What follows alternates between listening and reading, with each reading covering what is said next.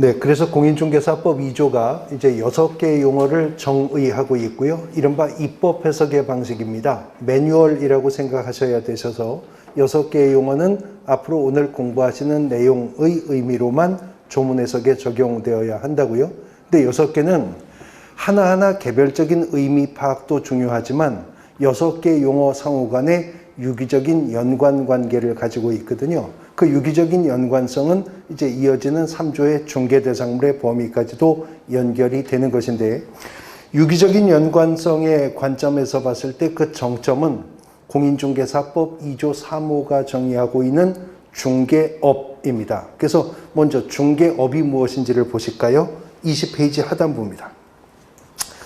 20페이지 하단부 2번 중개업의 형광펜 칠해져 있는 부분 보시면 공인중개사법 2조 3호인데, 중개업이라 함은 다른 사람의 의뢰에 의하여 일정한 보수를 받고 중개를 업으로 행하는 것을 말한다. 이렇게 정의를 했습니다.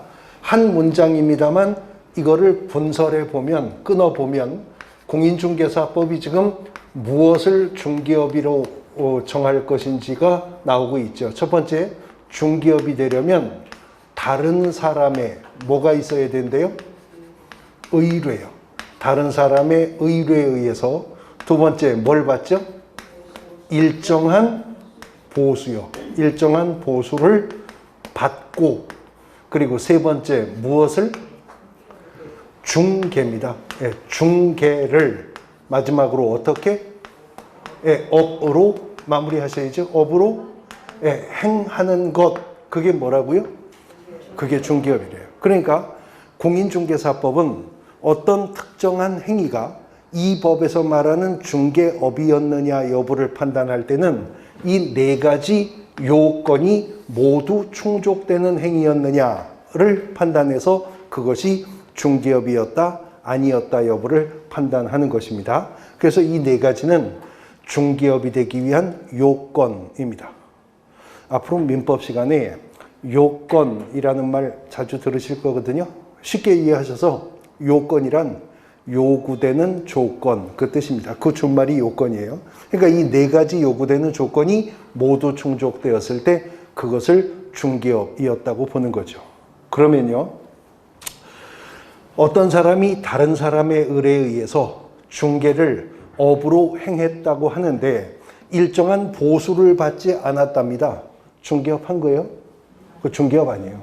어떤 사람이 다른 사람의 의뢰에 의해서 일정한 보수를 받고 중개를 행했다는데 업으로는 행하지 않았다네요. 중개업 한 건가요? 안 한 겁니다. 이 네 가지 요건이 모두 충족되는 행위를 했을 때 비로소 그자는 중개업을 했다라고 판단을 하는 거죠. 근데 입법자가 생각해 보니까 중개업이 되기 위한 네 가지 요건 중에 키워드는 중개잖아요. 결국은 그 중개를 다른 사람의 의뢰에 의해서 일정한 보수 받고 업으로 행했을 때 그게 중개업이 되는 거니까, 그러면 중개가 무엇인지의 개념부터 일단 명확히 해야 되겠구나. 입법자는 이 생각을 한 거죠. 그래서 공인중개사법 2조 6개의 용어 중에서도 맨 앞에 1호가 중개부터 정의하고 있는 거거든요. 중개 보겠습니다. 20페이지 중간쯤에 있습니다. 중개라 함은 법 제3조 규정에 의한 중개 대상물에 대하여 거래 당사자 간의 매매, 교환, 임대차, 그 밖의 권리의 득실 변경에 관한 행위를 어떻게 하는 거? 알선하는 것을 말한다. 같은 방식으로 분설해 보겠습니다. 중개라 함은 제 몇 조요? 3조. 우리가 지금 몇 조 공부하고 있죠? 2조. 네, 2조 공부하고 있어요. 1조는 뭐였었죠? 목적이었었고, 지금 2조 우리가 용어의 정의 공부하고 있죠? 바로 이어지는 3조가 중개대상물의 범위를 정할 것임을 언급, 예고, 암시하고 있잖아요. 그래서 앞으로 우리가 이것을 법정 중개대상물이라고 부를 겁니다. 역시 민법 시간에 법정이라는 말 많이 들으실 겁니다. 법정 대리인, 법정 지상권, 법정 담보물권. 이 법정이라는 말은 법률의 규정, 그 뜻입니다. 그러니까 이 법이 정한 중개대상물. 근데 어디서 정할 것이라고 이미 알려주고 있죠? 예, 바로 이어지는 3조가 정할 것임을 언급 예고하고 있습니다. 종은 계속 보시면 그 제3조 규정에 의한 중개대상물에 대하여 거래 당사자 간에요. 거래 당사자 간에 매매, 교환, 임대차, 그 밖의 권리라고 여운을 남기고 있죠. 그 밖의 권리에 득, 실, 변경에 관한 행위를 어떻게 하는 것? 예, 알선을 하는 것. 그게 뭐라고? 중개입니다. 그게 중개예요. 근데 그러한 중개 행위를 다른 사람의 의뢰에 의해서 일정한 보수를 받고 업으로 행하였다면 그 행위가 뭐가 된다? 예, 그게 중개업이 된다는 겁니다. 그럼 일단 여기서 우리가 알 수 있는 것은 중개와 중개업의 관계에 대해서 알 수 있는데요. 중개라고 하는 것은 중개업이 되기 위한 4가지 요건 중에 하나인 거죠. 그러면 어떤 행위가요, 중개이기는 한데 그 행위가 중개업은 아닐 수도 있나요?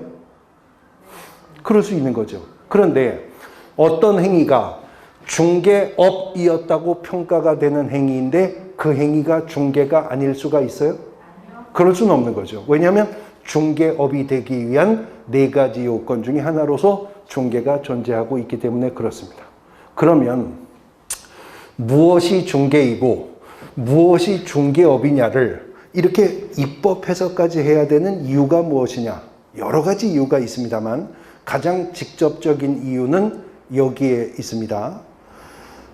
원래 우리가 지금 공부하는 공인중개사법은 1983년 부동산 중개업법이라는 이름으로 제정되었었다는 거 기억나시죠? 그 부동산 중개업법이 제정될 당시에는 단속법규적인 성격이 아주 강한 허가제 형태로 제정된 법이었었는데 그 중개업의 허가제가 99년 7차 개정하면서 무엇으로 바뀌었다? 네, 등록제로 바뀌었다 그랬어요. 중개업이 허가제에서 등록제로 바뀌어서 2000년부터 2020년 말 지금까지 계속 등록제를 유지하고 있죠. 그래서 우리 공인중개사법은 개인이든 법인이든 적법하게 중개업을 하려면 뭘 해야 된다고요? 등록을 해야 된다는 겁니다. 등록을 해야. 그래서 공인중개사법이 이 무등록 중개업자요. 무등록 중개업자에게는 공인중개사법이 규정하고 있는 가장 무거운 형벌을 부과합니다. 무등록 중개업을 한 자는 3년 이하의 징역 또는 3천만 원 이하의 벌금형으로 처벌을 가합니다. 등록을 안 하고 중개업을 했다가 걸리면 3년 이하의 징역 또는 3천만 원 이하의 벌금형으로 처벌이 되는데 이 3년 이하의 징역 또는 3천만 원 이하의 벌금형은 공인중개사법 위반 행위로 받게 되는 형벌 중 가장 무거운 형벌입니다. 공인중개사법 위반했다고 사형선고 받은 사람 없어요. 공인중개사법 위반으로 무기징역 사는 사람 없어요. 공인중개사법 위반은 아무리 세게 위반해 봐야 3년 이하의 징역 또는 3천만 원 이하의 벌금인데 그 3년 3천에 해당하는 자 중 하나가 무등록 중개업자거든요. 그런데 보세요. 그러면 어떤 자를 말이에요. 어떤 자를 무등록 중개업을 한 자라고 처벌을 하려면 어떤 자가 무등록 상태에서 중개업이라는 짓을 했어야 이 자를 무등록 중개업을 한 자라고 처벌할 수 있죠. 그러려면 말이에요. 뭐가 적법한 등록의 기준이다라는 걸 입법하기 전에 일단 중개업이 무엇인지부터가 확정되었어야 할 거 아니에요. 그러니까 입법자는 다른 사람의 의뢰에 의해서 일정한 보수받고 중개를 업으로 행하였다면 그자 뭐 했다고 보는 거예요? 중개업 한 거예요. 근데 이 4가지 요건이 모두 충족되는 행위를 등록하지 않고 했었다면 그자는 뭐가 돼요? 무등록 중개업자가 되는 거죠. 3년 이하의 징역 또는 3천만 원 이하의 벌금형으로 처벌받게 될 것입니다. 그러면 다시 질문. 개인이든 법인이든 적법하게 중개업을 하려면 뭐 해야 된다? 등록을 해야 된다고 지금 대답하셨어요? 그러면 이제 오른쪽 페이지 4번 보십니다. 개업공인중개사. 개업공인중개사라 함은 이 법에 의하여 중개사무소의 개설 뭐요? 등록을 한 자를 말한다. 정의가 나오고 있죠. 그래서 공인중개사법이 2조 4호에서 개업공인중개사에 대해서 용어의 정의를 하면서 뭐라고 하냐면 개업공인중개사라 함은 이 법에 의한 중개사무소의 개설 뭐요? 예, 등록을 한 자를 말한다는 거죠. 그러니까 앞으로 공인중개사법은 등록을 한 자를 뭐라고 호칭하겠다고? 개업공인중개사라고 호칭할 것이고 등록을 한 자인 개업공인중개사만이 적법하게 뭐 할 수 있다? 중개업을 할 수 있다. 그러므로 등록한 자가 아닌 개업공인중개사가 아닌 자가 중개업을 하면 뭐가 된다고? 무등록 중개업자로서 3년 이하의 징역 또는 3천만 원 이하의 벌금형으로 처벌이 될 것입니다. 그런데 등록을 한 자를 말한다 그랬잖아요. 이거 한자로 놈자자 쓰는 거죠. 이제 우리가 기본 이론 과정 가면 등록의 법적 성격에 대해서도 공부하실 건데 아직 우리가 거기에 이르지는 못했지만 용어의 정의만으로도 눈치챌 수 있는 게 있어요. 이 등록이라고 하는 제도는 궁극적으로 대인적인 처분이다, 대물적인 처분이다. 대인적인 처분이라는 거 알 수 있죠. 등록의 대상이 사람이에요, 물건이에요? 사람이라는 걸 알 수 있습니다. 예를 들어 공법에서 배우시는 준공검사, 준공인가, 사용승인, 사용검사 이런 것들이 있죠. 그거 대인적 처분입니까? 대물적 처분입니까? 그러니까 지어놓은 건물 보고 준공검사예요? 건축주 얼굴 보고 준공검사예요? 건물 보고 하는 거잖아요. 그런 건 대물적인 처분이죠. 근데 등록은 대상이 뭐라고요? 사람이 등록의 대상이라는 겁니다. 자, 그런데 이제 민법에서 공부하실 건데 법상의 힘을 일컬어서 권리라고 하거든요. 그러면 권리를 행사하는 주체가 있을 것이고 권리 행사 주체가 되는 주체가 권리를 행사하는 대상인 객체가 있을 거죠. 근데 민법에서 그 권리의 대상이 되는 객체를 일컬어서 물건이라고 해요.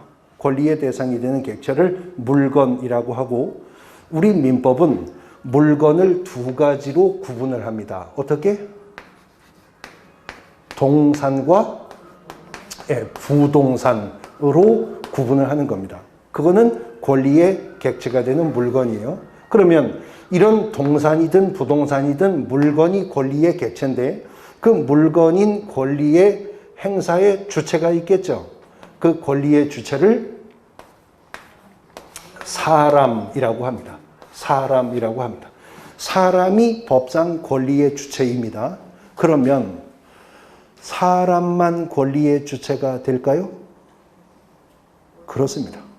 오직 법에서는 사람만이 권리의 주체가 됩니다. 개, 고양이, 닭, 말 아무 권리도 없어요. 그건 다 뭐예요? 물건이에요. 물건이요. 법상으로는. 오직 법에서는 사람만이 권리의 주체가 되는 거예요. 그런데 사람 중에서는요. 사람 중에서는 우리 같은 사람이 있잖아요. 지금 이 강의를 진행하는 저나 수강하고 계시는 여러분들이나 촬영하고 계시는 PD님이나 우리 다 사람이죠. 우리 같은 사람, 눈, 코, 입, 팔다리가 있고 혈액이 돌고 호흡을 하는 하나하나의 생물학적인 유기체로서의 사람 있죠. 진짜 사람. 이 사람을 법에서는 일컬어 자연인이라고 합니다. 우리 같은 개인을 말하는 거예요. 그런데요, 법에서는 어떤 특정한 단체에게 법인격을 부여해서 마치 사람처럼 그 단체 하나가 권리와 의무의 주체가 되도록 인정하는 개념이 있거든요. 그래서 법상의 사람이다. 일컬어 법인이라고 부르는 것입니다. 법인. 그래서 법에서 말하는 사람은 우리 같은 개인, 자연인도 있고 법인도 있습니다. 다시 이제 법인을 민법에서 구분할 때요. 민법에서 구분할 때 특정한 목적을 위해서 모인 사람의 결집이 있겠죠. 일컬어? 그렇죠. 사단법인 그러겠죠. 특정한 목적을 위해서 출연한 재산의 모임이 있겠죠. 일컬어 재단법인이라고 부를 겁니다. 그런데 이제 상법에서는요. 법인 중에 돈을 벌려고 만든 법인이 있을 거 아니에요. 그걸 뭐라고 할까요? 두 글자로? 아주 쉬워요. 상법이 법인 중에 돈 벌려고 만든 법인도 있을 거 아니에요. 그 법인을 두 글자로? 아주 쉬운데? 회사라고 하는 거예요. 회사라고. 그 상법 규정입니다. 상법의 용어의 정의에 영업을 목적으로 설립된 법인을 회사라고 한다. 그 법인을 말하는 겁니다. 법인. 그러면 지금 법에서 사람을 말하고 있잖아요. 공인중개사법 3조 3호에서 사람을 말하고 있죠. 그럼 이 사람은 법에서 말하는 사람이니까 법인일 수도 있고 개인일 수도 있죠. 그래서 개업공인중개사의 종별을 구별해 보면 먼저 법인인 개업공인중개사가 있겠죠? 그러니까 중개 전문 주식회사 같은 거 생각하시면 돼요. 그 다음에 개인인 개업공인중개사도 있겠죠. 그런데요, 개인인 개업공인중개사 중에서는 공인중개사 자격을 취득하고 중개사무소 개설 등록을 필요한 공인중개사인 개업공인중개사도 있습니다만 개인인 개업공인중개사 중에서는요, 공인중개사 자격증 없어요. 등록도 한 적이 없어요. 근데 우리 공인중개사법이 등록을 한 것으로 인정해 주는 자들이 있거든요. 앞으로 우리가 이분들을 일컬어서 부칙상의 개업공인중개사 이렇게 부를 겁니다. 부칙상의 개업공인중개사라고 부를 건데 이런 개념이 나올 수 있게 된 사연을 좀 간단하게 설명드릴게요. 우리 공인중개사법은 1983년에 제정될 때 부동산 중개업법이라는 이름으로 제정되었다. 기억나시죠? 방금 전 시간에 한 거니까. 그 부동산 중개업법이 제정될 때 공인중개사 제도도 함께 도입되었다. 이것도 기억나시죠? 그러나 부동산 중개업법이 시행되던 84년만 하더라도 한 명의 공인중개사도 아직 없었을 때입니다. 시험도 안 봤을 때니까. 그래서 85년 1회 시험, 86년 2회 시험, 87년 3회 시험, 88년 4회 공인중개사 시험까지 치르고 나서 1989년에 가서야 비로소 이 법이 1차 개정하면서 앞으로는 이제부터는 새로운 허가는 공인중개사 자격증 있는 자만 허가해 주겠다라고 개정되었다는 얘기 방금 전 시간에 했었죠. 그러면 생각해 보세요. 89년 1차 개정을 하면서 앞으로는 공인중개사 자격증 있는 자만 중개업을 허가하겠다. 그 말은 반대 해석하면 무슨 말이에요? 여태까지는 공인중개사 자격증 없는 자도 중개업 허가받을 수 있었다라는 말이기도 한 거잖아요. 그 다음에요. 1983년에 부동산 중개업법이라는 법이 제정되기도 전에 벌써 이 땅에서 복덕방 하던 분들이 있었죠. 그분들에게 법이 소급 적용될 수는 없으니까 그분들은요. 지금도 공인중개사 자격증 없지만 적법하게 중개업을 할 수가 있는 겁니다. 그러니까 89년 1차 개정해서 90년 1월부터는 공인중개사 자격증 있어야만 허가받을 수 있었죠. 그 전에 미리 허가받았거나 소개영업법 시절부터 복덕방 하고 있었던 분들, 이분들은 2020년 12월 지금도 공인중개사 자격증 없지만 적법하게 중개업 할 수 있어요. 구기득권이 인정되니까. 그러면 현행법도 그분들에 대한 구기득권은 인정해야죠. 그래서 현행법은 법 맨 뒤에 부칙에다가 이분에 대한 허용 규정을 둡니다. 그래서 공식적으로 표현하면 이분들을 우리 현행법은 뭐라고 표현하냐면 법제 7638호 부칙제 6조 2항의 규정에 의하여 중개사무소 개설 등록을 한 것으로 보는 자 이렇게 표현합니다.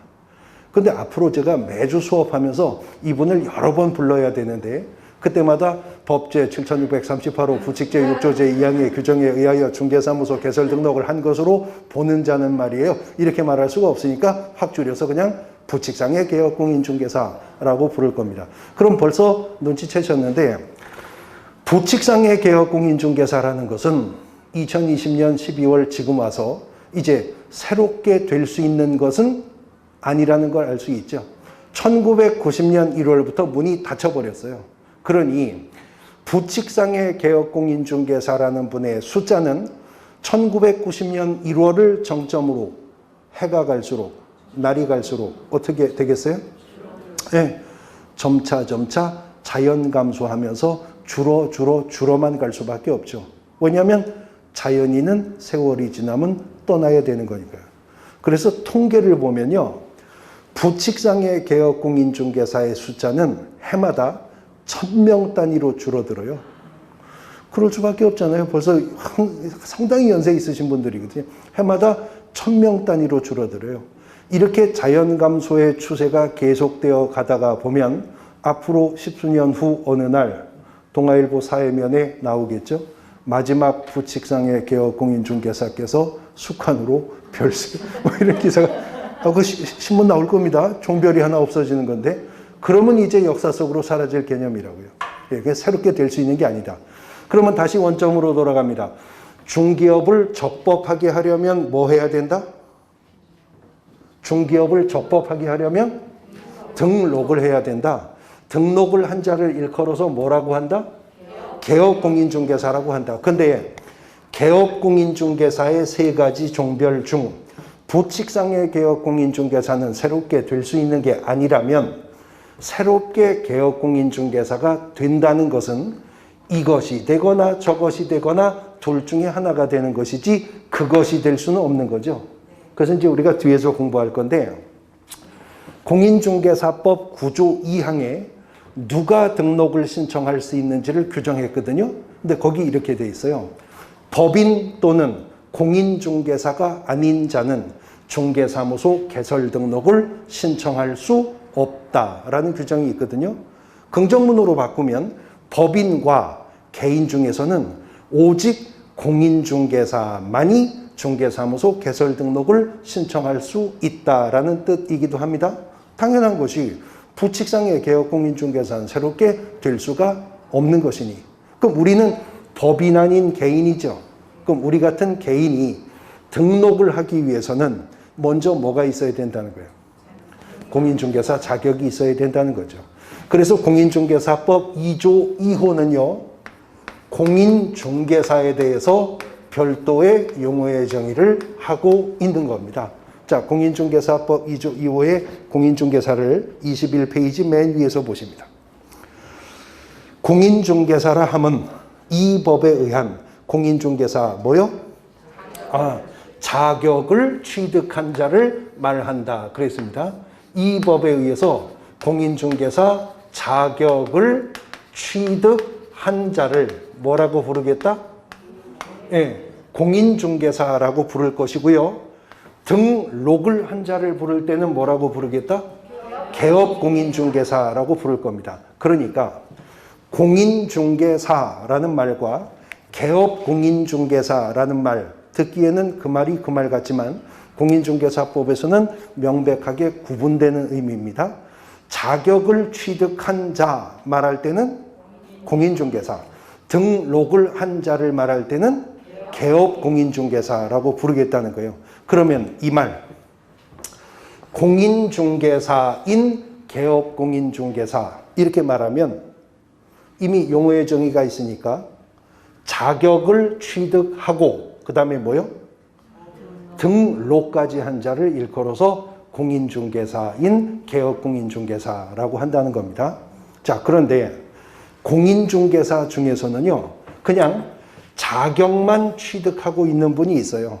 우리가 현장에서 장롱면허라고 부르죠. 네, 자격증은 갖고 있어요.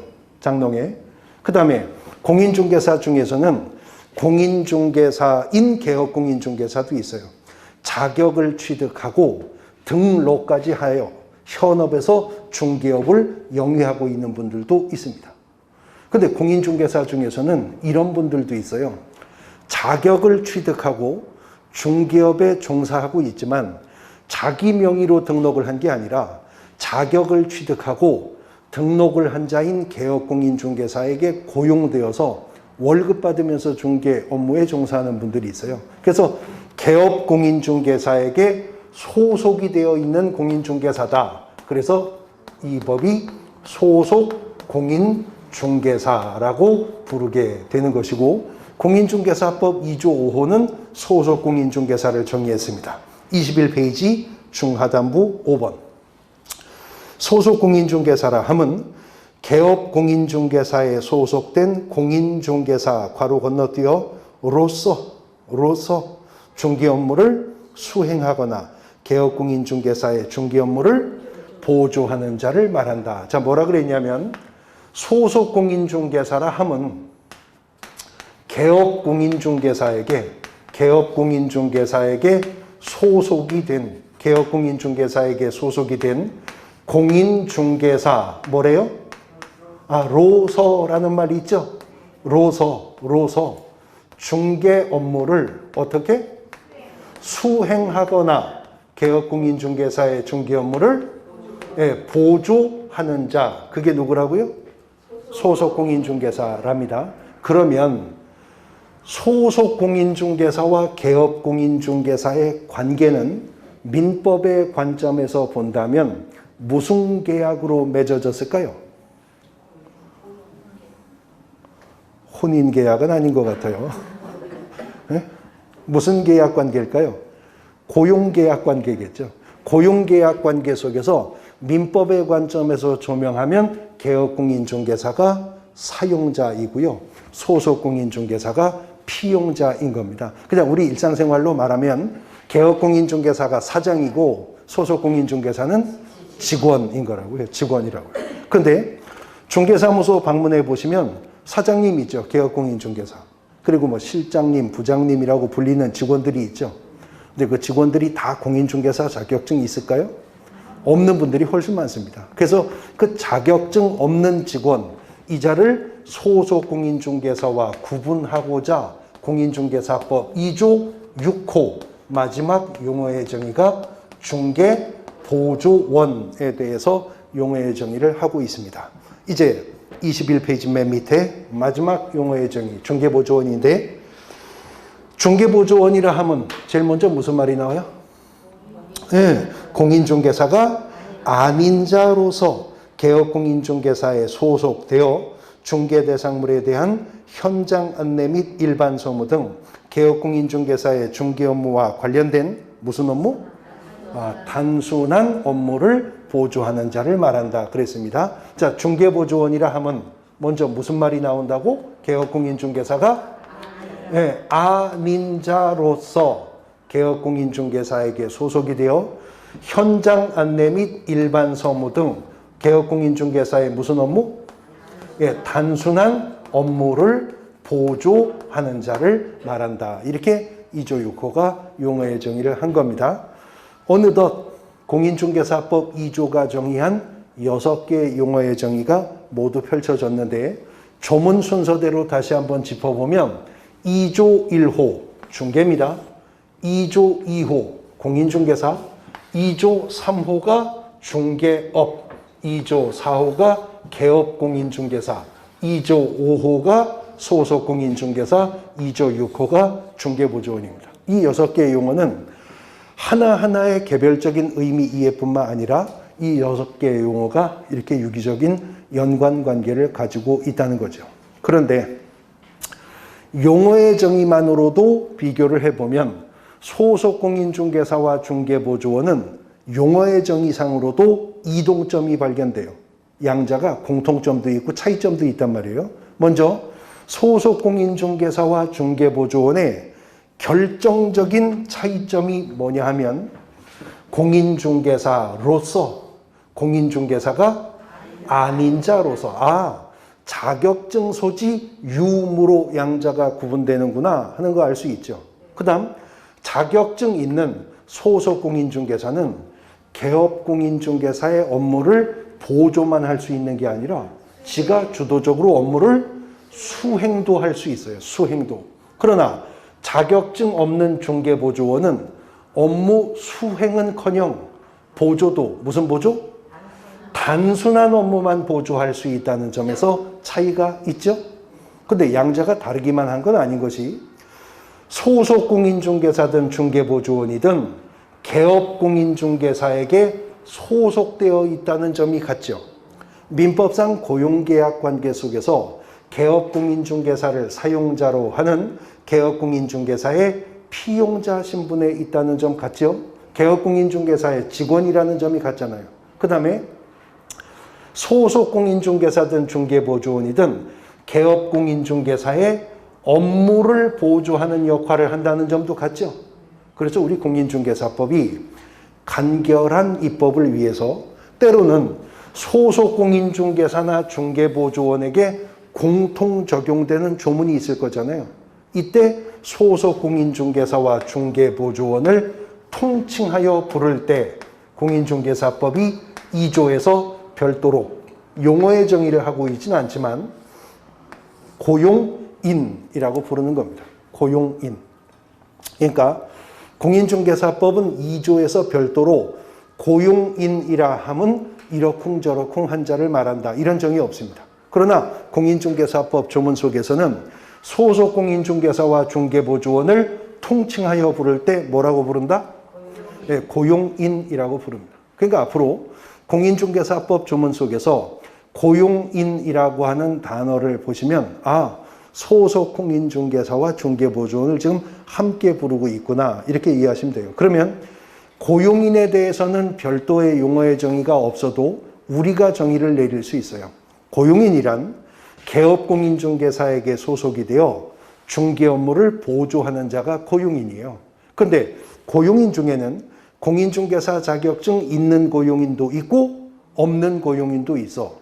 자격증 있는 고용인을 일컬어 소속공인중개사, 자격증이 없는 고용인을 일컬어 중개보조원이라고 칭한다라고 하는 거죠. 그러니까 고용인이라고 하는 전체 집합은 소속공인중개사와 중개보조원이라는 두 개의 부분 집합으로 구성되어 있는데 자격증 유무로 양분되기 때문에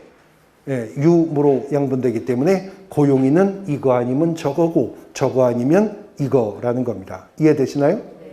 이해됐는지 확인해 봅니다. 소속공인중개사가 아닌 고용인은 모두 중개보조원이다. OX? O입니다. 중개보조원이 아닌 고용인은 모두 소속공인중개사이다. 그런 거죠. 고용인은 자격증 유무로 소속공인중개사와 중개보조원으로 구분하실 수가 있습니다. 여러분들이 용돈이 부족하시면요, 내년 1월이나 2월쯤에 중개사무소에 중개보조원으로 취직하실 수 있어요? 네? 하실 수 있죠. 중개보조원으로 알바하시면서 학원 다니면서 공부하실 수 있죠. 근데 여러분들이요, 내년 1월이나 2월에 소속공인중개사로 취직하실 수 있나요? 없습니다. 왜냐하면 내년 10월 전까지는 시험도 없을 거거든요. 합격할 기회도 없다고요. 그러면 여러분들이요, 내년 지나 후년 봄에 중개보조원으로 취직하실 수 있나요? 잘 생각해보고 자기 믿음대로 대답하세요. 후년 봄에 여러분들이 중개보조원으로 취직하실 수 있나요? 없어요. 왜요? 내년에 합격할 거거든요. 내년엔 자격증 딸 거거든요. 그러니까 후년부터는 여러분들이 중개사무소 취직해도 뭐로 가는 거예요? 소속공인중개사로 가는 겁니다. 자격증을 써먹고 안 써먹고가 아니에요. 공인중개사가 아닌 자로서이니까 여러분들이 내년 10월까지는 중개사무소 복덕방 취직하시면 다 뭐로 가야 돼요? 중개보조원으로 가지만 이제 내년 지난 후년부터는 중개사무소에 취직하시면 뭐로 간다? 소속 공인중개사로 가시게 되는 겁니다. 물론 후년에도 중개보조원을 하실 수 있는 길이 아주 없진 않아요. 떨어지면 되니까. 근데 합격을 이렇게 추운데 저 코로나까지 이렇게 극성인데도 이렇게 나와서 공부하시는 열정이면 합격하실 거 아니겠어요? 적어도 지금 이 기초과정에 있는 분들은 다 합격하셔야죠. 그러니까 후년부터 이제 소속 공인중개사 되시는 거라고요. 자, 공인중개사법 2조 6개의 용어의 정의를 공부했는데 다시 또 원점으로 돌아갑니다. 적법하게 중개업을 하려면 뭐 해야 된다고? 등록을 해야 된다고. 등록을 한 자를 일컬어 뭐라고 한다고? 개업공인중개사. 그래서 등록하지 않고 중개업을 하는 자를 뭐라고? 무등록 중개업을 한 자라 그래서 공인중개사법이 3년 이하의 징역 또는 3천만 원 이하의 벌금형으로 처벌한다는 거죠. 자, 그런데 어떤 행위가 중개업이 되려면 일단은 그 행위가 중개행위여야 하는 거죠. 그 중개를 다른 사람에 의해서 일정한 보수를 받고 업으로까지 행했을 때 장차 그 행위는 중개업이 되는 것이기 때문에 일단 그 행위가 중개가 되지 않고는 중개업이 될 수가 없는 겁니다. 자, 그런데 중개가 되기 위한 3가지 요건 중에 첫 번째가 중개 대상물에 대하여 거래 당사자 간의 매매, 교환, 임대차, 그 밖의 권리 득실 변경을 알선해야 중개가 되죠. 근데 말이에요. 요 중개 대상물이 막연한 중개의 대상이 되는 모든 물건을 의미하는 것이라면 이 중개 대상물이 막연한 중개의 대상이 되는 물건이기만 하면 다 이 법상의 중개 대상물이라면 엉뚱한 해석이 나오게 됩니다. 가락동 농수산물시장 가면요. 새벽마다 도매인, 소매인 사이에서 뭐 알아듣지도 못하게 뭐 이렇게 하는 중매인들이 있죠. 네? 배추, 상추, 당근 뭐 이런 것들 중매하는 분들. 노량진 수산시장에 가면요. 광어, 도다리, 낙지, 꽁치 이런 것들 중매하는 분들이 있죠. 근데 그분들이 매일 새벽 하는 행위를 분석해 보면요. 배추, 상추, 무, 당근, 광어, 도다리, 낙지 같은 대상물에 대해서 거래 당사자 간의 매매를 알선하는데요. 불특정 다른 사람에 의해서 일정한 보수받고 업으로 행해요. 그러면 가락동 농수산물시장의 새벽 중매인이 노량진 수산시장의 수산물 중매인이 공인중개사 자격이 있어요? 중개사무소 개설 등록했나요? 그러면 수사대 급파해서 싹 잡아들여 3년 이하의 징역 또는 3천만 원 이하의 벌금형으로 처벌합니까? 그거 아니잖아요. 그러니까 중개 대상물이라는 게 중개의 대상이 되는 모든 물건이 그러면 안 되겠죠. 그러니까 그 범위를 법으로 정할 것이라고 말을 하고 있어요. 어디서 정할 거라고? 네, 바로 이어지는 3조에서 정할 것이라고 말을 합니다. 그 페이지를 넘어가 보시면 22페이지 중개대상물이 있죠. 그 2번에 보시면 중개대상물의 범위라고 되어 있습니다. 중개대상물의 범위라고 되어 있는데 공인중개사법 3조가요. 3조가 1호, 2호, 3호까지 규정되어 있거든요. 근데 공인중개사법 3조 1호가 뭐라 그랬냐면 토지라고 했어요. 그리고 3조 2호가 뭐라 그랬냐면 건축물 그 밖에 토지의 정착물이라고 했어요. 그리고 공인중개사법 3조 3호가 그 밖에 대통령령이 정하는 재산권 및 물건 이렇게 끝난다고요. 공인중개사법 법률 3조가. 자, 이 말하는 겁니다. 공인중개사법 3조가 토지가 중개대상물입니다. 건축물 그 밖의 토지의 정착물도 중개대상물이고요. 나머지는 시행령에게 위임을 하니 시행령이 정할 것입니다. 그 말하는 거죠.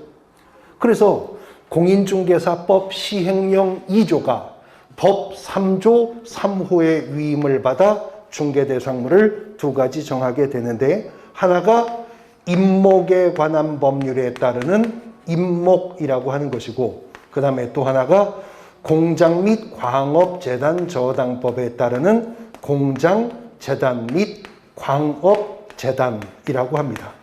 이렇게 해서 이제 공인중개사 법령의 중개대상물의 범위가 확정되게 되는 겁니다. 즉 공인중개사 법령이 정한 중개대상물은 토지, 건축물 그 밖의 토지의 정착물, 임목, 공장재단, 광업재단. 이것이 공인중개사법상의 중개대상물의 범위고요. 이런 것들에 대해서 당사자 간의 권리득실 변경 알선하는 것만을 공인중개사법은 중개라고 부르겠다는 것입니다. 자, 그런데 이 중에 공인중개사법 3조가 직접 정한 중개대상물이 토지, 건축물 그 밖의 토지의 정착물이고 법의 위임을 받아 시행령으로 정한 중개대상물이 임목과 공장재단 및 광업재단인데요. 오늘 이 시간에 아까 제가 설명드렸어요. 민법에서 권리의 주체가 뭐라고? 네, 사람. 근데 사람은 자연인도 있고 뭐도 있다? 법인도 있다 그랬죠. 그건 이제 권리 주체고, 그 다음에 아까 제가 판서도 했었습니다. 권리의 객체가 뭐라고요? 네, 물건. 민법에서 권리의 객체를 물건이라고 하는데 우리 민법은 물건을 두 가지로 구분한다 그랬죠. 어떻게? 동산과 부동산으로 민법은 물건을 양분을 합니다. 그리고 우리 민법 99조가요. 부동산에 대해서 뭐라고 정의를 했냐면 민법 규정이에요. 부동산이라면 토지 및 그 정착물을 말한다. 그래서요. 그리고 민법이 동산은 뭐라고 정의를 했냐면요. 부동산이 아닌 물건은 동산이다. 이렇게 정의를 했습니다. 그러니까 토지 및 그 정착물이 부동산이요. 부동산 아닌 모든 물건은 다 동산이라는 거죠. 자, 민법 99조가 토지 및 그 정착물은 부동산이다. 공인중개사법 3조 1, 2호가 토지, 건축물 그 밖의 토지 정착물. 민법 99조가 토지 및 그 정착물은 부동산이다. 그러면 공인중개사법 3조 1호 플러스 2호는 민법의 부동산의 개념을 재입법하는 것에 불과하죠. 근데 여기에다가 임목, 공장재단, 광업재단이 추가되었으니 공인중개사 법령상의 중개대상물의 범위는 민법상의 부동산의 개념보다 범위가 더 넓다, 더 크다라고 하는 것을 알 수가 있습니다. 이렇게 공인중개사 법령의 중개대상물의 범위가 정해졌는데요. 이제 우리가 1월 기본과정에 가면 하나하나 개별적인 중개대상물의 개념과 특징 분석까지 들어갈 겁니다. 근데 일단 그 전에 기초과정은요, 프레임을 잡는 과정이니까 일단 그런 개별적인 내용에 대한 이해 들어가기 전에 왜 공인중개사 법령은 이렇게 중개대상물의 범위를 확정하고 있을까 하는 개념 이해부터 하셔야 됩니다. 항상 이해를 하시고 그 다음에 정리를 하셔서 암기로 가셔야 주어지는 문제에서 정답 잡으실 수 있습니다. 질문합니다. 공인중개사인 개업공인중개사가요, 중고차 매매를 알선하는 행위를 업으로 할 수 있을까요? 할 수 있습니다. 할 수 있어요. 부칙상의 개업공인중개사가 선박거래 중개업 할 수 있느냐? 할 수 있는 거예요. 할 수 있는 거예요. 그러니까 이 말이 무슨 말이냐면 지금 중개대상물의 범위를 정하고 있잖아요. 중개대상물의 범위를 입법자가 정하는 이유는 등록을 한 자, 개업공인중개사는 이것만 중개를 업으로 행할 수 있다? 그 말이 아니라, 그 말 하려고 지금 이걸 말하는 게 아니라 이것만큼은 등록을 한 자만 적법하게 중개를 업으로 행할 수 있다. 그 말 하려고 지금 중개대상물의 범위를 정하는 거라고요. 너무 중요한 말이어서 한 번 더 합니다. 공인중개사법이 중개대상물의 범위를 정하고 있는 이유가 등록을 한 자인 개업공인중개사는 오직 이것만 중개를 업으로 행해야 된다? 그 말이 아닙니다. 그런 말을 공인중개사법이 할 수가 없어요. 왜요? 헌법에 직업선택의 자유라고 있는데 공인중개사법이 감히 개업공인중개사는 이것만 중개를 업으로 해라 이렇게 입법할 수는 없으니까요. 단 이것만큼은 등록을 한 자만 적법하게 중개를 업으로 행할 수 있다. 그 말 하려고 중개대상물의 범위를 정하는 겁니다. 그러니까요. 예를 들어서 저 서울 장안평에서요, 부동산 중개업을 하고 있는 공인중개사인 개업공인중개사가 장안평 어딘지 아시죠? 중개업을 하면서 그 벌판에 중고차들 깔렸거든요. 토지건물 중개하면서 알바로 중고차 매매 알선도 같이 한다. 그 열심히 사는데 누가 뭐라 그럴 사람 없죠. 할 수 있는 거예요. 자, 부칙상의 개업공인중개사가 한 분 계신데 이분은 중개사무소를 속초시 대포항 앞바다에 두고 있거든요. 늘 만나는 게 선주들, 선박 주인들 만나요. 그러니까 토지건물 중개하면서 선주들 간의 선박거래 알선을 업으로 행할 수도 있는 거죠. 겸업으로 할 수 있다고요. 그런데 그런 중고자동차나 선박 같은 것들은 공인중개사법상의 중개대상물이 아니죠. 아니기 때문에 그런 것들은 공인중개사 자격을 취득하지 않아도 중개사무소 개설 등록을 하지 않은 자도 그런 것들은 중개를 업으로 행하거나 말거나 공인중개사법이 상관하지 않습니다. 그러나 토지에 정착되어 있는 건물이라면 이 건물이 저 봉천동 달동네 꼭대기에 무너져가는 미등기 무허가 건물이라 하더라도 공인중개사 자격 없이 등록하지 않은 자가 중개를 업으로 했다가는 이 법이 그냥 안 놔둬요. 3년 이하의 징역 또는 3천만 원 이하의 벌금형으로 처벌할 겁니다. 그러니까 다시 공인중개사법이 중개대상물의 범위를 정하고 있는 이유는 개업공인중개사는 이것만 중개를 업으로 행할 수 있다? 그 말이 아니고 이것만큼은 등록을 한 자만 적법하게 중개를 업으로 행할 수 있다. 그 말 하려고 중개대상물의 범위가 정해지는 것입니다. 비록 기초과정이지만 이해를 돕기 위해서 대법원 판례 사례만 하나 소개를 하고 이제 다음 단계로 넘어가는데요. 실제 있었던 일입니다. 대법원 판례니까. 어떤 분이요. 공인중개사 자격증도 없는 분이었어요. 중개사무소 개설 등록도 안 한 분이었다고요. 그러니까 공인중개사법 관점에서 보면 무등록 상태에 있는 분이죠. 근데 이분이요. 서울시 강동구 송파구 일원에서 셀프 세차장 구조물이라는 거 있죠. 그 왜 500원짜리 동전 넣으면 1분 30초 뭐 물 쓰고 이렇게 할 수 있는 그 셀프 세차장 구조물의 매매를 알선하는 행위를 업으로 행하다가 행정관청으로부터 무등록 중개업을 했다는 혐의로 적발되었어요. 그래서 형사 고발되었다고요.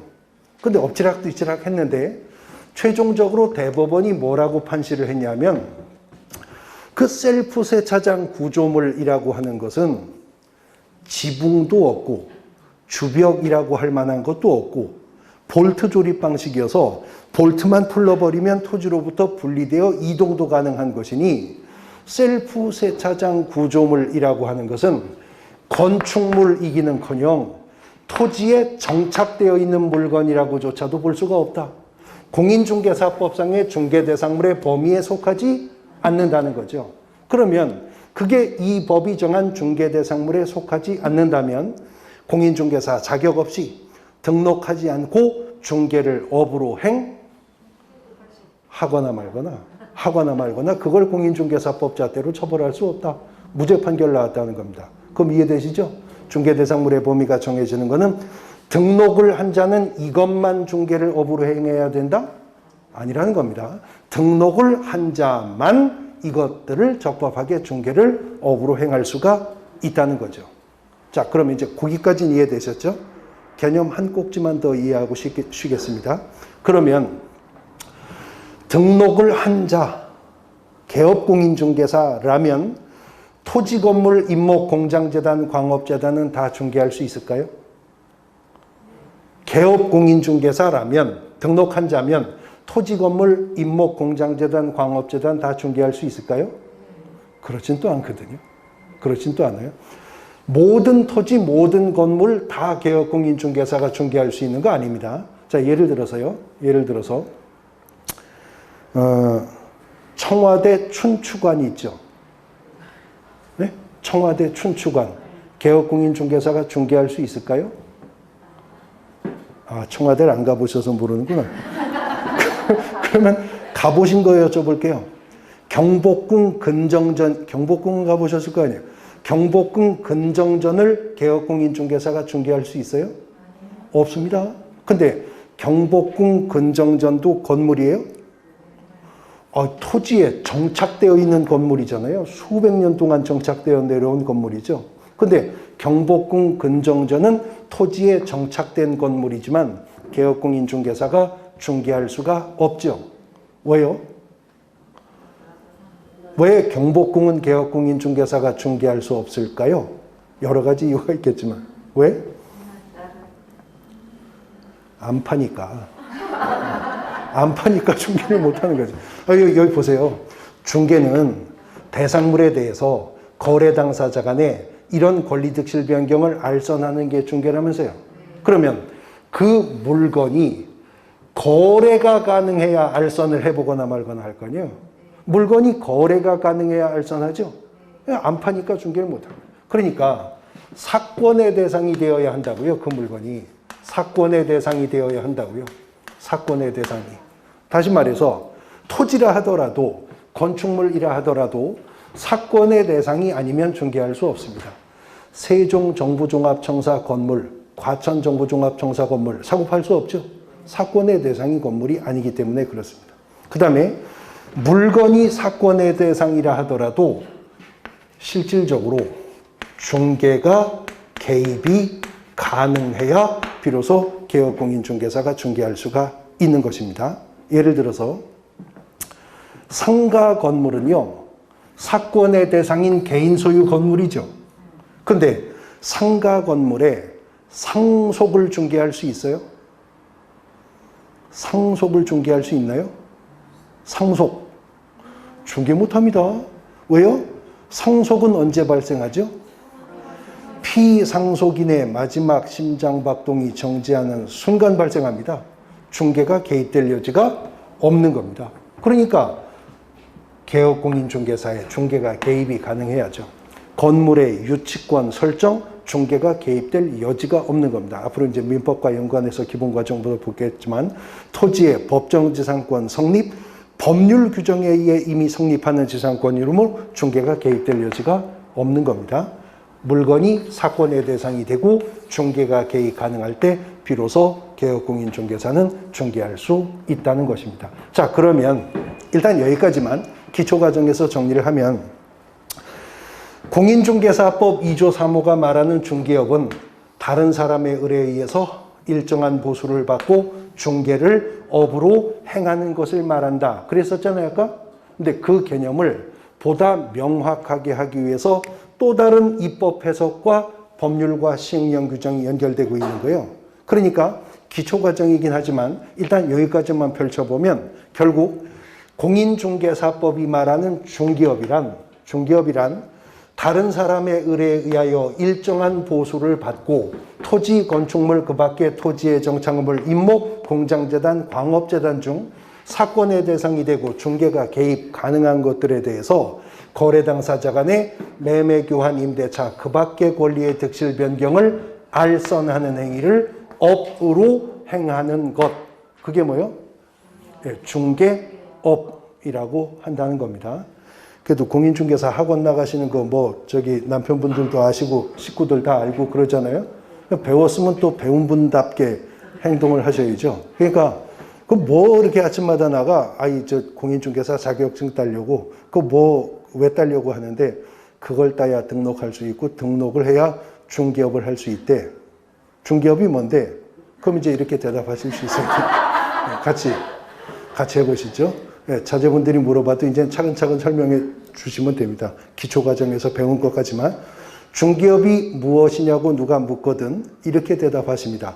시작. 중개업이란 다른 사람의 의뢰에 의해서 일정한 보수를 받고 토지, 건축물, 그 밖의 토지의 정착물, 임목, 공장재단, 광업재단 중에 사건의 대상이 되고 중개가 개입 가능한 것들에 대하여 거래 당사자 간의 매매, 교환, 임대차, 그 밖의 권리득실 변경을 알선하는 행위를 업으로 행하는 거야. 이렇게 설명하실 수 있어야 됩니다. 뭐라고? 그럼 다시 들어봐. 쭉 설명하실 수 있어야 됩니다. 앞으로 기본 과정 가면 여러분들은 말이 더 길어질 거예요. 이제 여기서 붙어서. 근데 일단은 그렇게 설명하실 수 있어야 되는데, 자, 이런 중개업을 적법하게 하려면 뭐 해야 된다? 등록을 해야 된다. 근데 우리 같은 개인이 등록을 하려면 뭐가 있어야 된다고? 자격이 있어야 되잖아요. 그래서 공인중개사법 1조가 뭐예요? 목적. 네. 그리고 2조가 뭐예요? 정의. 그리고 3조가 뭐였어요? 중개대상물의 범위였죠. 그리고 4조, 5조, 6조, 7조, 8조까지는 공인중개사 자격제도예요. 그리고 이어지는 9조, 10조, 11조, 12조부터는 중개사무소 개설등록제도예요. 그러니까 입법자는 공인중개사 자격제도, 중기업 등록제도를 입법하기 전에 먼저 중기업이 무엇인지를 총칙에서 명확히 하려고 했었다라고 하는 걸 알 수가 있는 거죠. 자, 여기까지가 공인중개사법 총칙인데요. 조문이 몇 개예요? 1조, 2조, 지금 3조까지 왔어요. 조문 3개예요. 딸랑 조문 3개 만들어 놓고 총칙 끝이랍니다. 민법이 아까 제가 조문이 몇 개라 그랬어요? 1118개. 그 중에 민법 총칙만 조문이 100개가 넘습니다. 민법 총칙만 조문이 100개 넘어요. 법과대학에서는 커리큘럼이 1학년 1학기 내내 6개월 동안 총칙만 공부해요. 민법 중에서도 총칙만 배워요. 총칙만 공부한다고요. 그러니까 공인중개사 민법 교수님들 대단한 분들이라고요. 2달에 민법 총칙에 물권에 채권에 민사특별법까지 다 이 강의를 한다는 건 대단한 거죠. 하여튼 민법은 총칙이 조문이 100개가 넘어요. 근데 공인중개사법은 총칙이라고 해봐야 딸랑 조문 3개. 1조 목적, 2조 정의, 3조 중개대상물의 범위인데 여기서 매년 두세 문제가 출제가 됩니다. 매년. 두세 문제가 출제되는데 일단 기초가득은 그렇게 잡으시고요. 이제 4조, 5조, 6조, 7조, 8조까지는 뭐 얘기라고? 공인중개사 자격제도인데 공인중개사 자격제도 관련된 기초이론들 정리해 볼 겁니다. 쉬었다가 보겠습니다.